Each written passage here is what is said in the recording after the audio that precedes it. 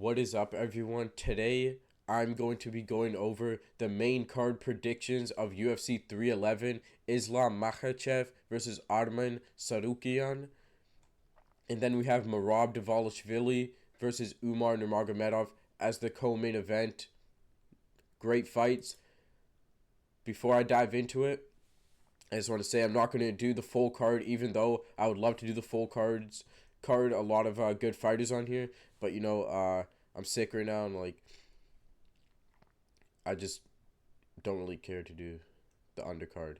So before we dive into it, make sure to like, subscribe, and comment whatever you want. Comment what videos I should do next, what tier list videos I should do next. I haven't made one of those in a long time. So let's dive straight into it.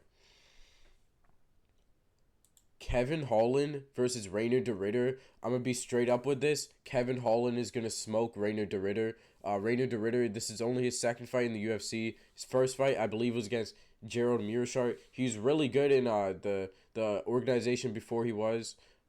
That didn't even that didn't even make sense what I said, grammarly wise. Yeah, Rainer de Ridder, I don't think he's that good. He went to a toe-to-toe match with Gerald Mearshart. Then he submitted Gerald Mearshart in like the third round or something. Uh, he has actually pretty good grappling, and he was able to dominate Gerald Mearshart in some positions. And I think that's pretty impressive. Gerald Mearshart, he's actually underrated in that department. So yeah, Rainer de Ridder, good grappling, but I don't think his grappling is going to be good enough to beat Kevin Holland at this time. I think Holland's grappling has developed enough. I mean, he submitted uh what's his fake face Michael Chiesa. He submitted who's the other unranked middleweight? Uh I forgot his name, but he submitted him too. His last fight with Roman Dolidze broke his rib in a scramble. I believe he was in some weird position. That wasn't a good fight. Kevin Holland is a win one, lose one, or like lose two, win one type guy. Win one, lose one type guy. He lost one, now he's gonna win one. I think his striking is way better than Rainer de Ridder. I think Rainer de Ridder has a problem of sometimes just standing completely still and doing nothing with his guard wide open. Kevin Holland will expose that easily. I got Kevin Holland under 2 round stoppage. I don't think there's much else to say to that, honestly.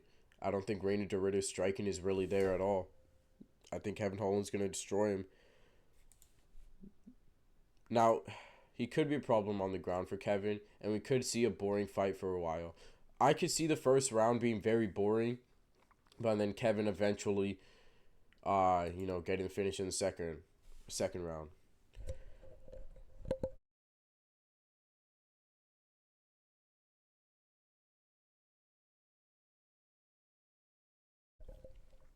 Beneil Dariush versus Hanato Moicano. Money Moicano versus Old Man Dariush. Excellent fight to make. I think this is going to be one of the more entertaining fights of the night. Actually, no, we have European, yeah, but this will probably be the fourth most entertaining fight of the night. I'm gonna go Hanato Moicano. Uh, just to the fact of the vibe of it, the vibe is saying Hanato Moicano. He's on a really good streak right now, and Beneil Dariush is on a 2-fight getting knocked out streak. He lost his last fight to Arman Sarukian, and then he lost before that to Charles Oliveira, both in the first round, I believe. Now, where does Moicano win? I believe on the feet. Moicano's grappling is actually really good. It's the highest level it can get, right? But Beneil Dariush's counter grappling is very good. Look at him versus Matthias Gamrot. Very good fight, and Dariush won that. I just think all the momentum is in Hanato's favor. I think it's his time now. He's really honed into his craft. And I can actually see him winning a lot of positions on the ground. Even on the fence against Dariush, I could see him dragging Dariush to the ground in a similar way he did to Benoit Saint-Denis. But yeah, I think it's going to go 29-28 for Renato Moicano, unanimous decision. I don't think he's... Or I could very well see him getting a against the fence type KO against Benio Dariush. What I think is more likely, I think the first round, it'll be boring. I think Hanato will have a Dariush against the fence a lot. It'll be boring first round. Second round, they'll light up on the feet a little more. And third round, I think Hanato will get the finish. Probably on the feet or a ground and pound. But I do see it happening against the fence, though. I don't see it happening in the middle of the octagon. I don't know why. But I do see Hanato getting positions against the fence, being able to open up Dariush's face. Yeah, man. Dariush, a lot of potential. You know, he was going to get that title shot if he beat Charles Oliveira that one time. Couldn't do it, so, yeah. The most interesting fight on the card. We got two kids here. Their father fought at UFC 307. The Poaton.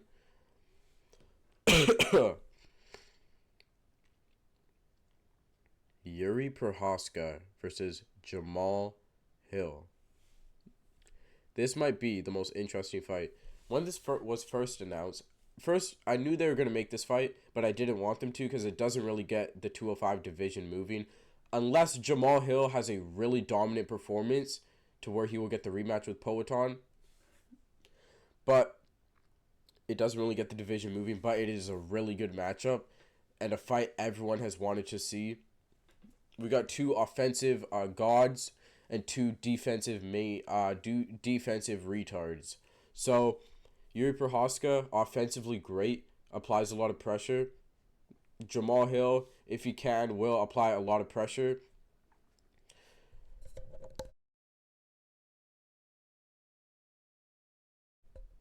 But this is so tough for me. Like, I really don't know. What are the odds on this? It's basically a pick'em, right? I think Jiri a slight favorite by 17 or something, or by 16. Just 16, negative 16. That's how much he's a favorite by. I have zero clue, honestly, who to pick here. Now, if Jamal Hill comes out very offensive, he will win. But I don't know if I see that happening. If they get into a firefight, whose chin will I trust more? I genuinely do not know with this fight. I think I might go with... I don't see this lasting 3 rounds, though, you know? I don't see that happening. I don't think there's going to be any grappling. Should I go with the retard Jiri or the retard Jamal?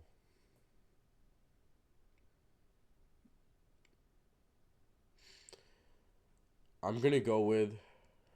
Hold up. Let me just... Please. Please give me the answer. Jamal Hill. I found it, guys. Jamal Hill is going to knock out Jiri Prochazka in the first round. Is going to be against the fence. Or, sorry. Here's what I envisioned. Jiri Prochazka is going to be pressuring Jamal Hill. Jamal Hill's going to hit him with a straight right that's going to wobble him a little bit. They're going to turn around. Jamal Hill is going to get Jiri against the fence. He's going to rain shots until the ref will stop it. And Jamal Hill will be victorious. Hold up. You ever get that feeling where you think you're going to sneeze, but then you don't actually sneeze? That just happened to me in case you didn't notice.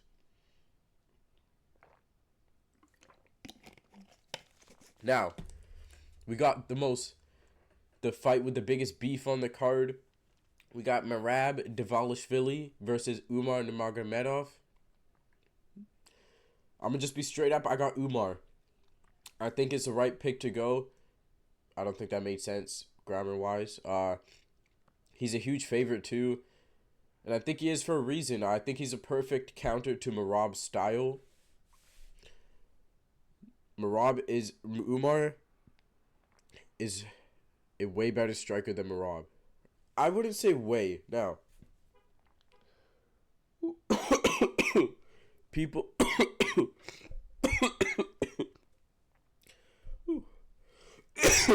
people underestimate Merab's striking, and I don't know why.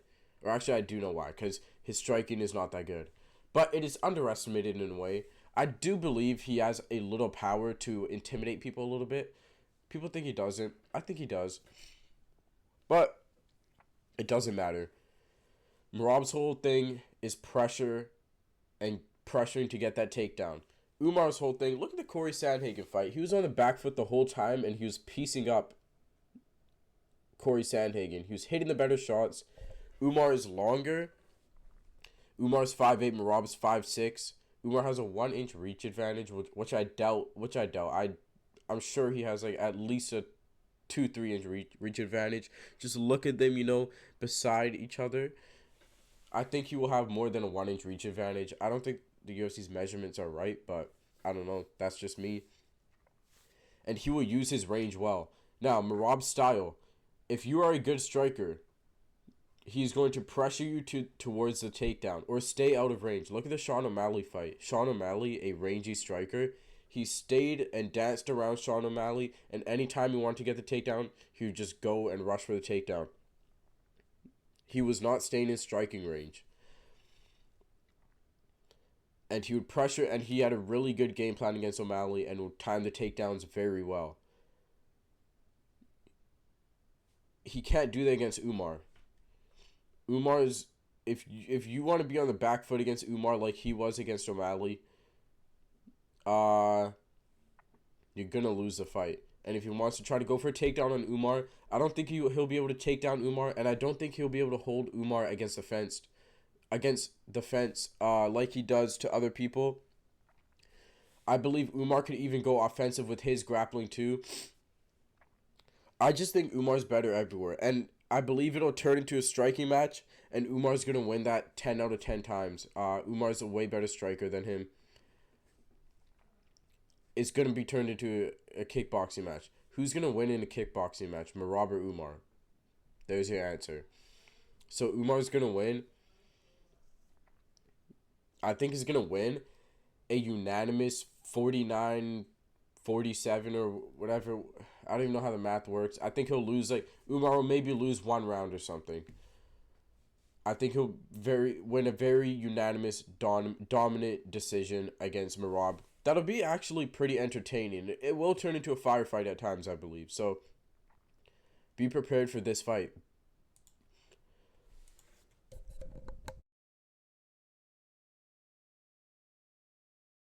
Now we got sorry, my bad. I'm sick. We got Islam Makhachev versus Arman Tsarukyan. Guys, this is the best fight ever made in lightweight history. Islam Makhachev, if he beats Arman Tsarukyan, he will break the lightweight record for most title wins and most title defenses. He's a GOAT, man. But Arman Tsarukyan is really good, man. You look at their last fight, Arman came on short notice.